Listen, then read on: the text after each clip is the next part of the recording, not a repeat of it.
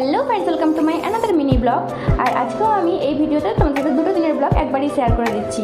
আর আজকের দিনটা ছিল আমাদের পুরুলিয়াতে ডে 12। তো এখন আমি ডিউটি যাওয়ার জন্য রেডি হয়ে গেছি। আর সকাল থেকে দেখছি বৃষ্টি পড়ছে, তাই জন্য আবহাওয়াটা সুন্দর আছে, ঠান্ডা ঠান্ডা। আর বিস্কুট খেয়ে বেরিয়ে পড়লাম ডিউটি যাওয়ার জন্য।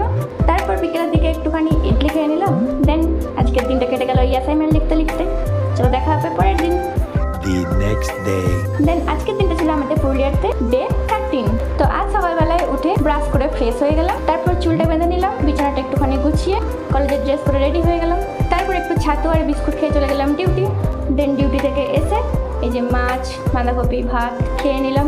তারপর জামা কাপড়গুলো একটুখানি কেচে নিলাম, কারণ কাল সানডে আর ডিউটি নেই, তাই জন্য আজকেই কেচে দিলাম। আর কালকে একটুখানি আমরা ঘুরতে বেরোবো, কারণ কালকেই ছিল আমাদের লাস্ট সানডে পুরুলিয়াতে। তারপর স্নান টান করে ফ্রেশ হয়ে গেলাম। দেন এডিট করার জন্য একটুখানি সিঁড়ির কাছে গেছিলাম। তারপর দেখলাম খুব সুন্দর রোদ আসছে, তাই জন্য এই রোদের একটুখানি ভাইবস নিয়ে নিলাম। তারপর বিকেলের দিকে খুব জিলাপি খেতে মন করছিল আমার আর আমার বান্ধবীর, তাই জন্য আমরা দুজন মিলে বেরিয়ে গেলাম জিলাপির খোঁজে। তারপর যেতে যেতে এই একটা দোকানে সিঙ্গারা নিলাম, তারপর একটা দোকানে এই পাপড়ি চাট খেলাম। জিলাপি দোকান থেকে জিলাপি উদ্ধার করে নিয়ে তারপর আইসক্রিম খেতে খেতে চলে এলাম সোজা হোটেলে। আর রুমে এসে চা পাটি